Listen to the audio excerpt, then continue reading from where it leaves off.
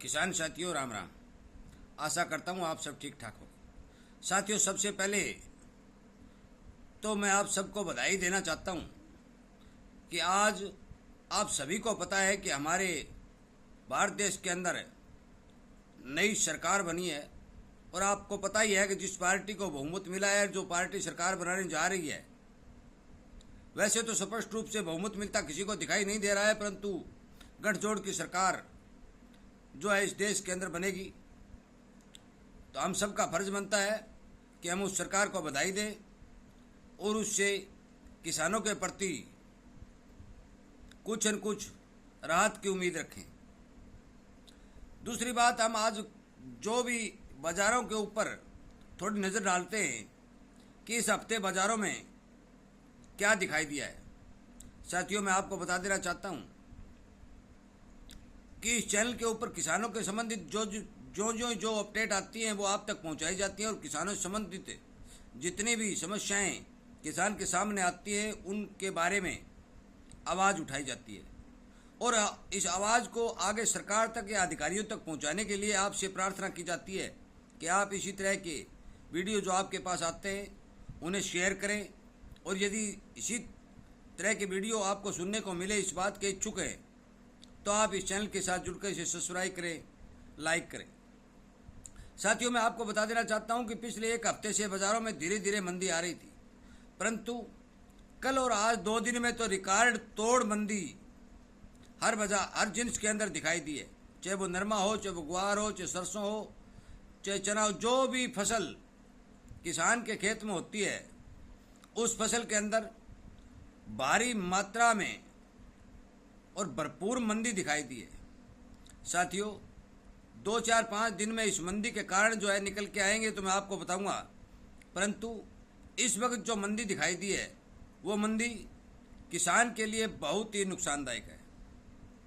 और मैं इसीलिए आपसे विनती और करता हूँ, निवेदन करता हूँ कि आप इस तरह की अनावश्यक मंदी जो बाजार में आती है उन मंदियों के बारे में यदि आपके पास कोई जानकारी होती है तो आप कमेंट के माध्यम से हर किसान तक पहुंचाने की कोशिश करें। मैं भरपूर कोशिश करता हूं, परंतु चुनावी गिनती या चुनावी नतीजों को देखते हुए कोई भी विशेषज्ञ इस बात पर बोलने को तैयार नहीं है कि आगे वाले 15-10 दिन या हफ्ते में क्या होगा, सरकार क्या नीतियां बनाएगी और कैसी सरकार का गठन होगा, क्योंकि सरकार की नीतियों का इन जिन्सों के भाव पर बहुत भारी असर पड़ता है। परंतु मुझे लगता है कि सरकार जो है पिछले 10 वर्षों से चली आ रही है, वही सरकार केंद्र में फिर से बननी जा रही है। तो इन जिन्सों के भावों के ऊपर जो नीतियां पहले से चली आ रही हैं, मुझे लगता है कि उस नीतियों में ज़्यादा कुछ बदलाव नहीं होगा। और यदि उन नीतियों में बदलाव नहीं हुआ तो मान के चलो कि किसान को इसी तरह की समस्याओं का सामना करना पड़ेगा। साथियों, नई सरकार बनेगी और मैं आपको ये विश्वास भी दिलाता हूँ और आपको पता भी है कि ये सरकार गठबंधन की बनेगी। टीवी वाले सब बता रहे हैं कि नीतीश कुमार जी और चंद्रबाबू नायडू जी की इस सरकार के अंदर अहम भूमिका रहेगी। उनकी क्या सोच है, वो किसान को कितना फ़ायदा देने की कोशिश करते हैं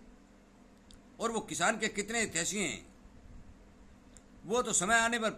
पता चलेगा कि वो सरकार के अंदर किसान के प्रति क्या आवाज़ उठाते। परंतु मेरा उन सभी से हाथ जोड़ के निवेदन है कि जो सरकार के अंदर नए सदस्य चुन के गए हैं और जो पुराने सदस्य हैं हमारे देश के अंदर, नए और पुराने कुल मिलाकर सभी पार्टियों के 543 MP जो है वो हमारे भाई बंधु रिश्तेदार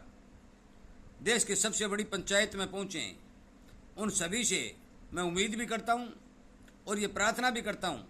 कि यदि वो मेरे वीडियो सुन रहे हैं या कभी आगे आने वाले भविष्य में ये वीडियो आपको सुनने को मिले, तो आपसे विनय गुजारिश है, आपसे विनय प्रार्थना है कि आप किसान की ओर ध्यान दें, किसान के फायदे की बात करें। महंगाई का रोना कम रो करके किसान को जो नुकसान हो रहा है उस नुकसान को कम से कम पुरजोर तरीके से पूरा करने की कोशिश करें,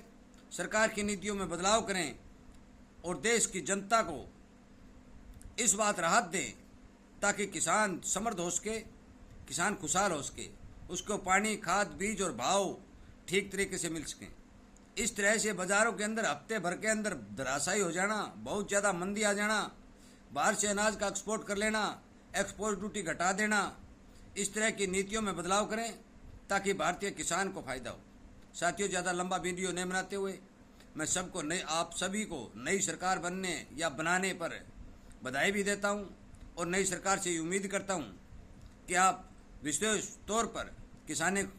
को जिंदा रखने के लिए किसान कौम को और किसान कौम के साथ जुड़े हुए जितने भी गरीब मजदूर या छोटे व्यापारी लोग हैं उन सब की ओर ध्यान देंगे। साथियों,